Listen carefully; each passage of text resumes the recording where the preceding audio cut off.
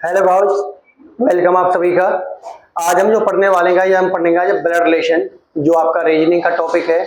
और ये ऐसा टॉपिक है जो आपके ऑलमोस्ट हर किसी एग्जाम में, चाहे आपके टीचिंग एग्जाम हो, चाहे आपके गवर्नमेंट एग्जाम्स हो, सभी में आपका पूछे जाने वाला होता है। तो इसको हम बिल्कुल बेसिक से स्टार्ट करने वाले हैं। आज इस वीडियो में आपको क्वेश्चंस नहीं, आपको सिर्फ एक बेसिक हम करने वाले हैं, जिसके थ्रू आप कोई भी ईच एंड एवरी क्वेश्चन आप बना सकते हो। ठीक है, तो ब्लड रिलेशन आज हम स्टार्ट करें। रक्त संबंधी जो क्वेश्चन आपके आते हैं, रक्त संबंधी, इनको हम डिस्कस करने वाले हैं। तो सबसे पहले जो आपको आना चाहिए, वो आपको आनी चाहिए, आपको अपनी जनरेशन्स के बारे में पता होना चाहिए कि कौन सी जनरेशन में आप अपने जो फैमिली में जो मेंबर्स हैं उनको आप क्या नेम देते हो रिलेशन में। बाय नेम नहीं, रिलेशन में कोई भाई है, कोई पिता है, कोई आपका माता है, दादा, जो भी है आपको उस हिसाब से आपको। तो सबसे पहले हमें टोटल जनरेशन्स कितनी डिस्कस करनी है? 7 पीढ़ियों का आपको ज्ञान होना चाहिए। ठीक है, 7 पीढ़ी आपने नाम भी कई बार सुना होगा। तो 7 पीढ़ियों में से होगा क्या? एक तो आप आओगे खुद अपनी जनरेशन में, ठीक है, जिसे हम क्या बोलेंगे? Current generation. लगी वो जनरेशन, जिस जनरेशन में आप फिलहाल आप रह रहे हो, आप जिस पीढ़ी में हो, तो कुछ आपकी जनरेशन के भी कुछ लोग होंगे, तो उन्हीं को हम डिस्कस करेंगे किसको क्या क्या बोलेंगे। तो आपको अपनी जनरेशन में जो मिलेंगे वो आपको मिलेंगे ब्रदर सिस्टर। आपके भाई बहन आपके ही जनरेशन के हैं, मतलब आपके भाई और बहन। याद रखिए, यहां पे जो रिलेशन में क्वेश्चन जो ब्रदर सिस्टर होगा वो रियल के लिए यूज होगा। अगर किसी ने लिखा है कि Ram is a brother of Shyam, it means कि जो राम है वो श्याम का भाई है, ना कि आपका वो कजन है। अगर वो कजन होगा, चाचा, ताऊ, मामा, अंकल, अगर किसी का बेटा होगा तो उसके लिए हम कजन ब्रदर बोल सकते हैं। अदरवाइज अगर कहीं ब्रदर लिखा मिला है, इट मींस वो रियल, ठीक है, आपका जो भाई होता है रियल भाई, उसके लिए होता है। तो ब्रदर सिस्टर। इसके अलावा आपको जो उसमें मिलेंगे वो आपको मिलेंगे आपके कजन। ठीक है, कजन में भी अगर आपका जेंडर क्लियर है तो कजन ब्रदर या कजन सिस्टर। तो कजन कौन होते हैं, किसके बच्चे होते हैं? आपके जितनी भी अंकल से आंटी होती हैं, ठीक है, जो आपसे एक जनरेशन ऊपर आएंगे, चाचा, ताऊ, मामा, फूफा, मौसा, यानी कि अपोजिट सेक्स हम यूज करें, चाची, ताई, मामी, फूफी, बुआ, इनके जो बच्चे होते हैं उनको हम क्या बुलाते हैं? कजन। अगर आपको जेंडर क्लियर नहीं है कि कौन है, जैसे कि कुछ नेम ऐसे होते हैं जिनसे हम जेंडर डिक्लेयर नहीं कर सकते, तो सिर्फ उनको अगर हम कजन भी बोलेंगे तो भी आपका सफिशिएंट है। ठीक है, इसके अलावा जो आपको इसमें मिलेंगे वो आपको मिलेंगे आपके ब्रदर इन लॉ, और एक आपको मिलेगा सिस्टर इन लॉ। हिंदी में इनके अगर आप मतलब निकालोगे तो बहुत सारे मतलब हैं, ठीक है, लेकिन इंग्लिश में सबको क्या बोला जाता है? Brother in law. जैसे कि ब्रदर इन लॉ किसको बोलेंगे हम? जीजा, साला। ठीक है, जीजा हो, साला हो, ये कौन है? आपके ब्रदर इन लॉ।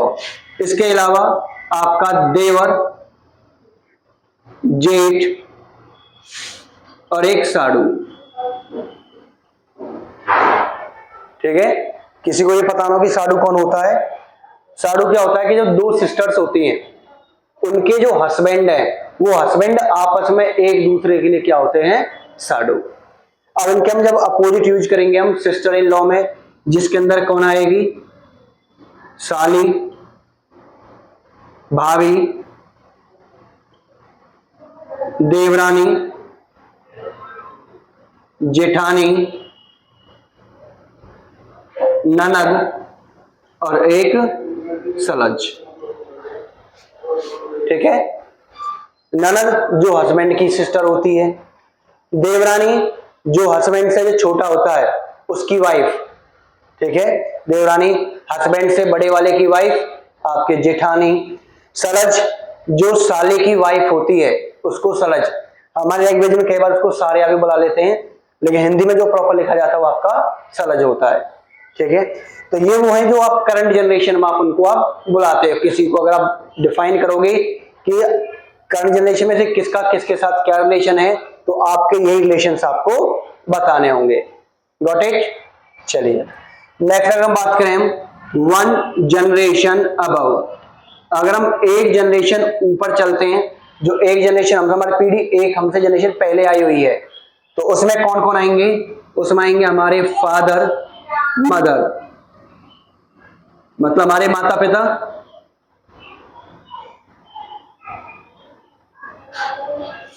ठीक है। इसके अलावा और कौन आएगा? अंकल आंट, आंट या आंटी जो भी हम बोल देते हैं। अंकल में भी कौन आता है? अंकल में आपका मामा, चाचा, ताऊ, मौसा, फूफा, है ना। इनको हम क्या बुलाते हैं? हम अंकल।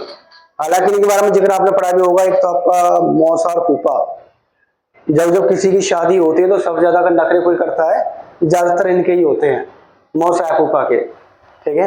तो इनसे जो अपोजिट सेक्स है वो आपकी इसमें आ जाएंगी आंट के अंदर, मतलब मामी, ठीक है, चाची, ताई, मौसी और एक आपकी बुआ, बुआ, ठीक है। तो ये आपके आएंगे इनके अंदर। अब इसमें भी क्या होता है, कुछ रिलेशन ऐसे होते हैं जो हमारे पिता की तरफ से होते हैं फादर साइड से, और कुछ रिलेशन हमारे होते हैं मदर साइड से। तो याद रखना, अगर फादर साइड से कोई भी रिलेशन है, फादर साइड से, तो उसके लिए एक वर्ड आपको लिखा मिलेगा पैटर्नल। जैसे मान लो कि अगर मुझे अपने चाचा के बारे में आपको डिफाइन करना हो तो मैं उसको बोलूंगा पैटर्नल अंकल। इसका मतलब वो मेरे पिता का ही भाई है, मदर साइड से नहीं है फिर वो। लेकिन अगर मदर साइड से है तो मदर साइड से जो रिलेशन होता है वो किसका होता है? मैटरनल से। अगर मैंने कह दिया कि मैटरनल अंकल, तो इसका मतलब कि मम्मी का भाई, तो वो क्या लगता है हमारे लिए? मामा, ठीक है। तो पिता के लिए आपको मिल जाएगा पैटर्नल, और मदर साइड से क्या मिल जाएगा?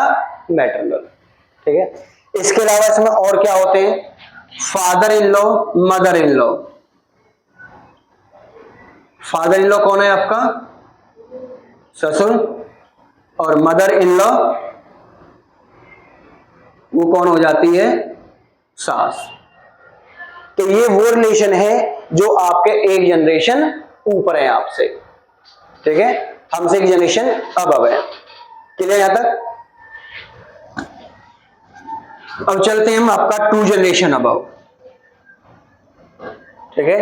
मतलब जो हमारे माता पिता है इनसे ऊपर की अगर वो जनरेशन हैं, तो 2 जनरेशन अबव में कौन कौन से रिलेशन आएंगे?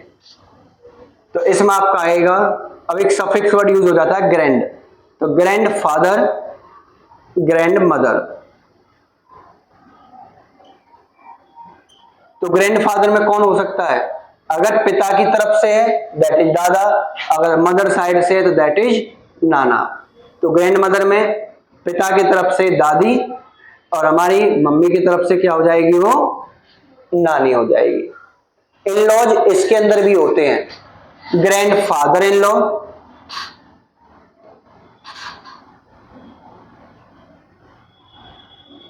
और एक होता है ग्रैंड मदर इन लॉ। आपने कभी पढ़े भी होंगे, सुने भी होंगे, लिखा होता है कि आपका चचिया सास होती है, नदिया सास होती है, तो वो इनमें से चली जाती है, ठीक है। अगर मैं इससे भी एक जनरेशन और ऊपर चलता हूं, 3 जनरेशन अबव, 3 जनरेशन ऊपर, तो उसमें एक और सफिक्स साथ में ऐड हो जाएगा great, great grand father and great grand mother. वही अगर हमारे फादर साइड से पिता की तरफ से दैट इज परदादा, अगर मदर साइड से दैट इज परनाना। ग्रैंड मदर में क्या आएगा? पिता की तरफ से आपकी परदादी या आपकी परनानी, वो मदर साइड से आती है। तो ये वो जनरेशन है जो 3 जनरेशन ऊपर चलती है हमसे। इससे ऊपर की जनरेशन हम डिस्कस नहीं करेंगे क्योंकि ऑब्वियसली बात है यहाँ टोटल 7 पीढ़ियों को हम डिस्कस करने वाले हैं। अगर आप अपने आप से देखोगे, आपके अपने हिसाब से आपने या तो मैक्सिमम अपने परदादा को देखा होगा, उससे ऊपर की जो जनरेशन आपने नहीं देखी होगी, क्योंकि इतनी उम्र फिलहाल आपकी बची नहीं कि आपकी 100-125 साल रहे हर किसी की। तो अगर किसी की एज 100 प्लस है तो ऑब्वियसली बात है आपने इन लोगों को आपने देखा होगा, या फिर कोई पर्सन अभी भी होगा जिसको आप देख रहे हैं, लेकिन बहुत सारे लोग ऐसे हैं जो उन्होंने शायद देखा भी नहीं हो, क्योंकि एज इतनी हमारे आज के टाइम में है नहीं। है क्या आपका एज? हमारा जो खाना पीना चल रहा है, जो हमारा जो रहने का जो स्टाइल है, धीरे धीरे चेंज इतना होता चला जा रहा है कि आपकी जो एज है वो एज आपकी डाउन होती चली जा रही है। जहाँ पहले लोग अपना देसी खाना पीना, ठीक है, तो आपका वो 100-125 साल जीते देते हैं। अब क्या चल रहा है? तो पिज्जा चल रहा है, बर्गर, मोमो, चाउमीन चल रहे हैं। तो आपने देखा होगा मैक्सिमम लोग आपका वो 65-70, मतलब वो 60 to 70 की रेंज में जी रहे हैं ज्यादातर लोग। और इससे ऊपर वही लोग जी रहे होंगे जिनका खाना पीना ये वाला नहीं होगा, फास्ट फूड वगैरह या फिर बाहर का आइटम। ठीक है, चलिए, तो 3 जनरेशन ऊपर की बात होगी। तो धीरे धीरे हम 3 जनरेशन नीचे बात करने वाले हैं, मतलब जो हमसे नेक्स्ट जनरेशन आएगी, उसके बाद आएगी और उसके बाद आएगी। तो हम चलते हैं 1 जनरेशन बिलो, मतलब कि 1 जनरेशन नीचे की तरफ। तो हमसे बाद जो जनरेशन आएगी वो हमारे बच्चों की आएगी, तो उसमें हम क्या बोलेंगे? हम सन, डॉटर, पुत्र या बेटा, जो भी आप नाम लो हिंदी में, ऐसे ही आपकी पुत्री या बेटी। ठीक है, ये तो चलो आपके हो गए अपने बच्चे। ठीक है, अब कौन आएंगे? जो हमारे भाई बहनों के जो बच्चे होंगे उनके लिए हम क्या लगाएंगे? नेफ्यू और नीस। नेफ्यू कौन होगा आपका? भतीजा या भांजा। तो नीस कौन सी होगी? या तो भतीजी या भांजे। ठीक है, हमारे अगर भाई के बच्चे हैं दैट इज भतीजा भतीजी, और यदि हमारे सिस्टर के बच्चे हैं, बहन के, दैट इज भांजा या भांजी। इसके अलावा आपका सन इन लॉ और एक होता है daughter in law. Son in law कौन हो जाएगा? दामाद या जमाई। ठीक है, तो डॉटर इन लॉ कौन हो जाएगी? बहू। नॉर्मली क्या होता है, कहीं जैसे हमारी तरफ हरियाणा में भी बहू का जो मतलब होता है, कई बार हम खुद की वाइफ जो होती है उसको हम बहू बोल देते हैं कि भाई अगर सीता किसकी बहू थी? राम की।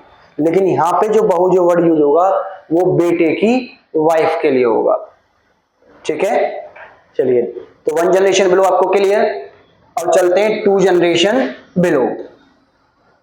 अगर 2 जनरेशन हम नीचे चलते हैं तो हमारे बच्चों के बाद जो नेक्स्ट जनरेशन आएगी, तो हमारे बच्चों के बाद जो जनरेशन आएगी वो हमारे लिए क्या होंगे? अगेन सफिक्स वर्ड यूज हो जाएगा, ग्रैंड सन या ग्रैंड डॉटर। ग्रैंड सन कौन हो जाएगा आपका? पुत्र, अगर आपके बेटे के बच्चे हैं। ठीक है, या आपका हो सकता है नाती। ठीक है, तो डॉटर में कौन आ जाएगी? ग्रैंड डॉटर में या तो पोत्री होगी या नातिन। ठीक है, कई बार पुत्र को हम यहाँ पे जो हम होते हैं, कई बार हम पोता या पोती ऐसे भी बोल देते हैं हम अपनी लैंग्वेज में। ठीक है, इसके अलावा फिर चलोगे तो आपका फिर 3 जनरेशन बिलो। 3 जनरेशन अगर नीचे जाओगे तो फिर से एक सफिक्स और वर्ड यूज हो जाएगा, ग्रेट। ग्रेट ग्रैंड सन और ग्रेट ग्रैंड डॉटर, मतलब आपका हो जाएगा परपुत्र या परनाती। ग्रैंड डॉटर में आपके ग्रेट ग्रैंड डॉटर में आ जाएगी परपोत्री या परनातिन। ठीक है, तो ये वो 7 जनरेशन है, 7 पीढ़ी है जिसके बिहाफ पे आप क्वेश्चन अटेम्प्ट करोगे। आपको नॉलेज भी नहीं की रखनी है, इनसे ऊपर आपको रखने की कोई जरूरत नहीं है। ठीक है, यहां तक क्लियर सभी को?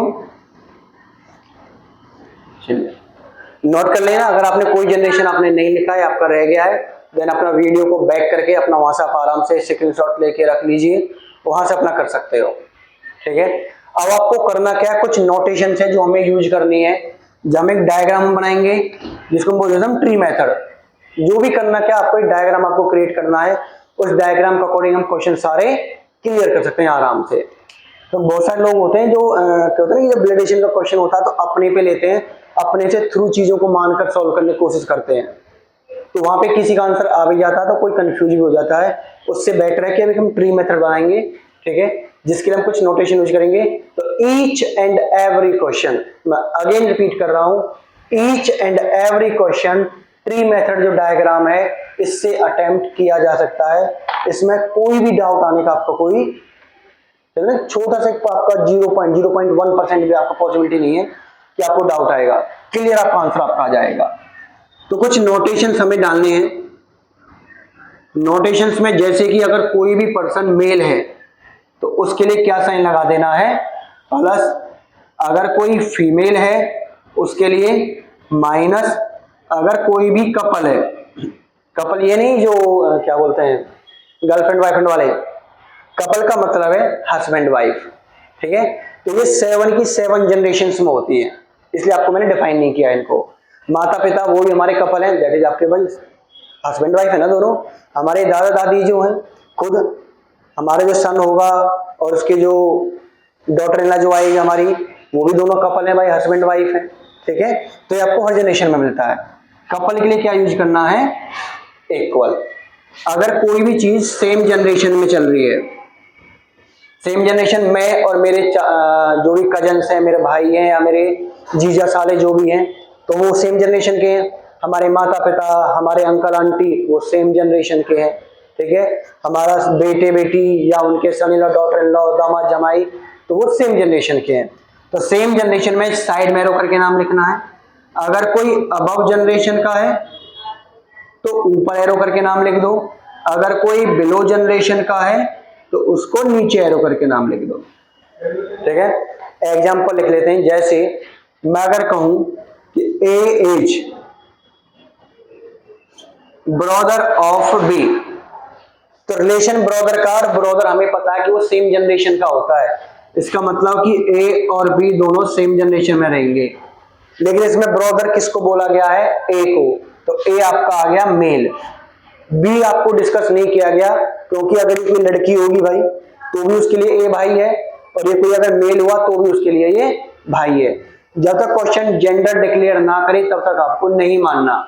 हाँ, अगर ये कह देता कि A and B are brothers, कि दोनों भाई हैं, तो दोनों भाई सेम जनरेशन में आएंगे और दोनों मेल कहलाएंगे भाई, ठीक है। तो डिपेंड आप करेगा कि क्वेश्चन आपका जेंडर क्या डिक्लेयर किया है। जितना डिक्लेयर किया गया उतना मानना, उससे एक्स्ट्रा क्वेश्चन मानने की जरूरत नहीं है आप लोगों को, ठीक है। अपनी तरफ से किसी चीज में भाई उंगली कहते ना कि बिना बात की उंगली नहीं करना किसी चीज को, जितना दिया गया दैट इज सफिशिएंट, ओके। चलो, अगर मैं बात करूं फीमेल के लिए, तो अगर कहा जाए कि सी एज मदर ऑफ डी, तो ऑब्वियसली बात है मदर का मतलब, जो ऑब्वियसली बात है जो मदर होती है हमसे एक जनरेशन ऊपर होती है, तो जो सी मदर है किसकी है, डी की। तो ऑब्वियसली बात है सी जो रहेगा, मदर जो होता है वो एक जनरेशन ऊपर में जाता है, तो डी से एक जनरेशन ऊपर में रखोगे, और वो मदर है तो जेंडर क्लियर है कि आपको फीमेल है। हाँ, डी कौन है ये नहीं बताया गया अभी तक, क्योंकि अगर मेल हुआ तो भी सी उसके लिए मदर है, फीमेल है तो भी उसके लिए मदर है, ठीक है। नेक्स्ट अगर बात करेंगे हम आपको एक कपल, कपल का मतलब अगर वो कहा जाए कि भाई ई एज वाइफ ऑफ एफ, तो ऑब्वियसली बात है ई और वाइफ कपल है। अगर ई वाइफ है तो एफ कौन है, हस्बैंड। यहां पे मुझे सिर्फ एक का ही जेंडर पता चल जाए तो दूसरे का अपोजिट हो जाएगा, ऑब्वियसली बात है, ठीक है। क्योंकि अब यहाँ पे जो हम क्वेश्चन जो करेंगे हम सेम जेंडर की जो शादी होती है उन पर डिस्कस नहीं करने वाले कि फीमेल फीमेल आपकी शादी हो रही है, तो यहाँ पर हम जो डिस्कस करेंगे हम मेल फीमेल, ठीक है। सेम जनरेशन में जैसे मैंने नाम लिख दिया, ये अगर कोई अबव का है तो ऊपर करके लिख दो, कोई बिलो का है तो नीचे नाम करके लिख दो। बस एक चीज आपको नोट करना है, और नोट ये करना है कि नेवर जज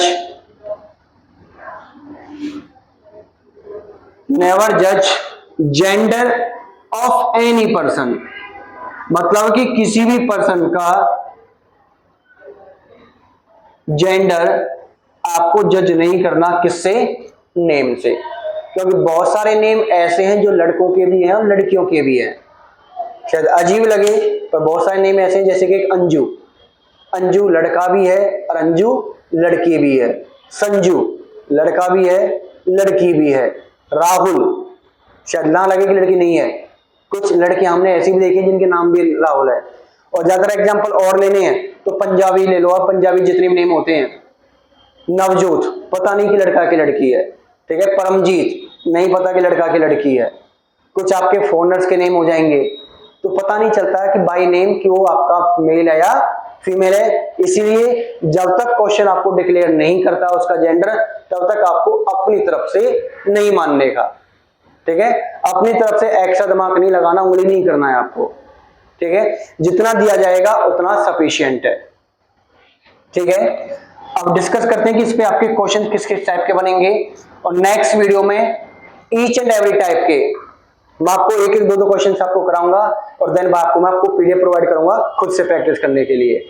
तो इसमें जो एक टाइप आपका आएगा टाइप 1 वो इसको हम puzzle form,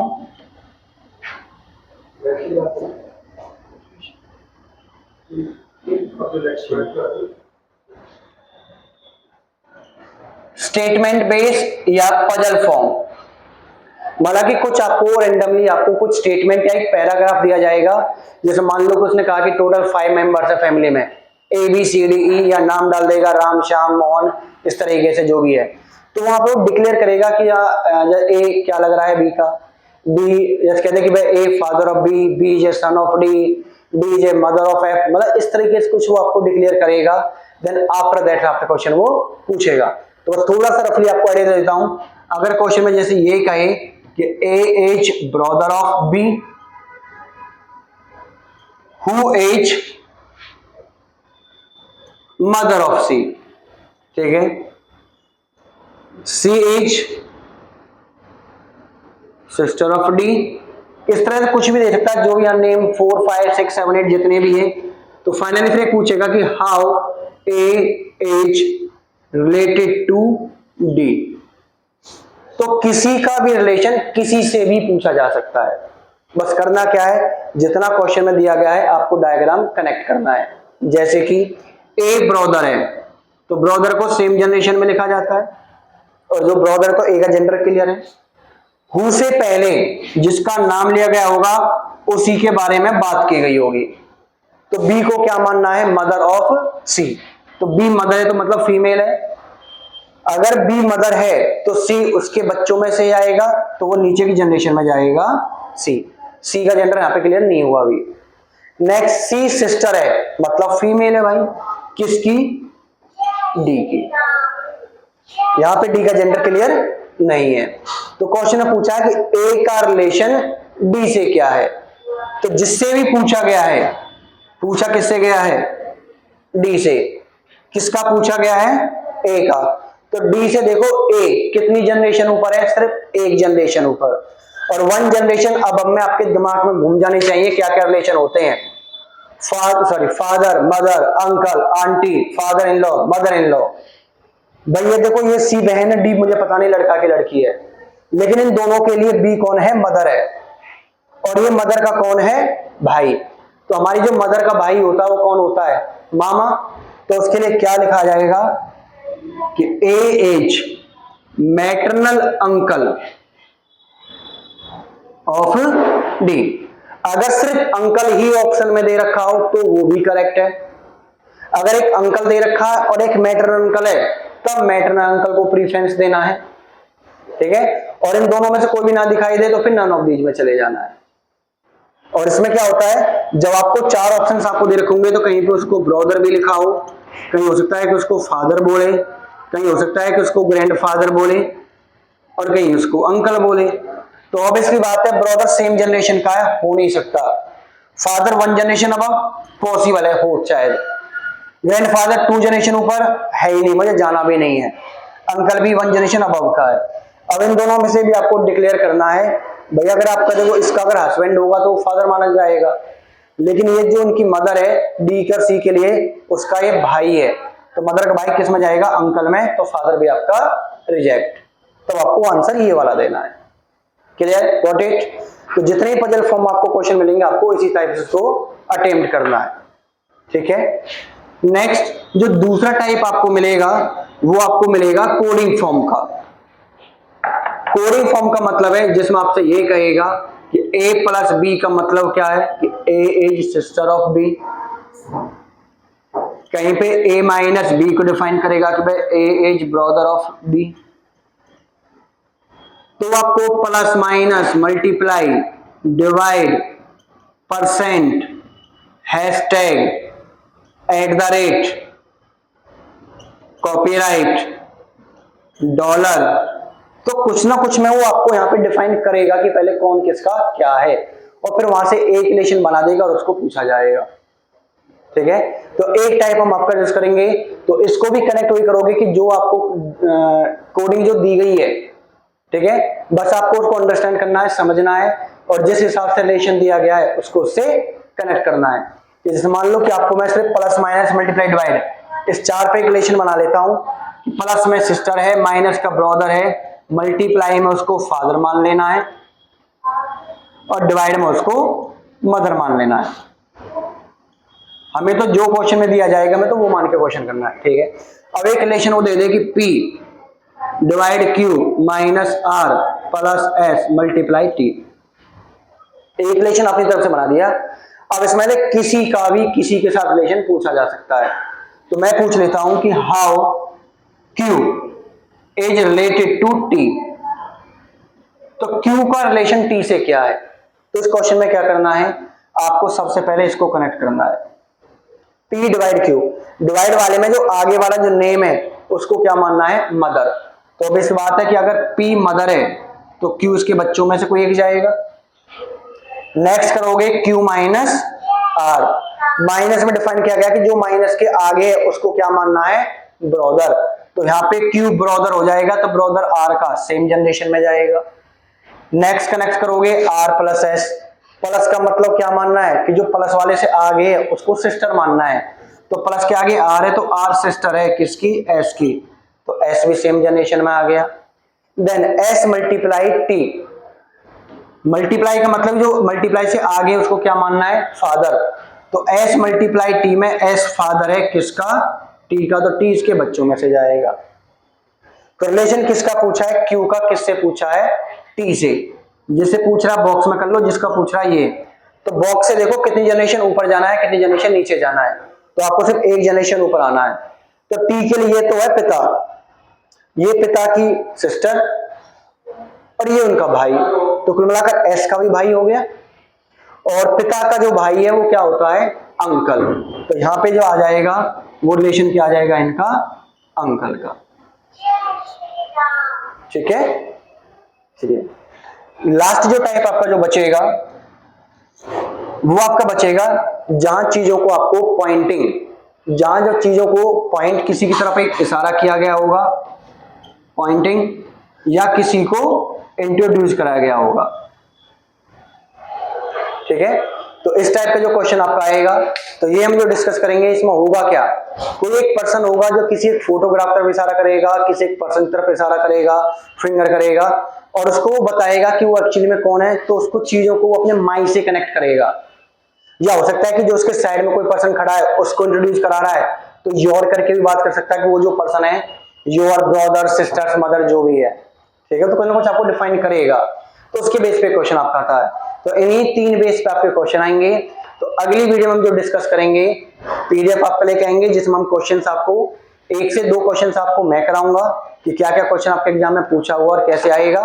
and after that कुछ क्वेश्चंस मैं आपके लिए होमवर्क आपको दूंगा जिनका आंसर्स आप अपने जो भी अपने कमेंट सेक्शन में आप अपना आंसर दोगे कि सर इस क्वेश्चन का इस आंसर ये आएगा।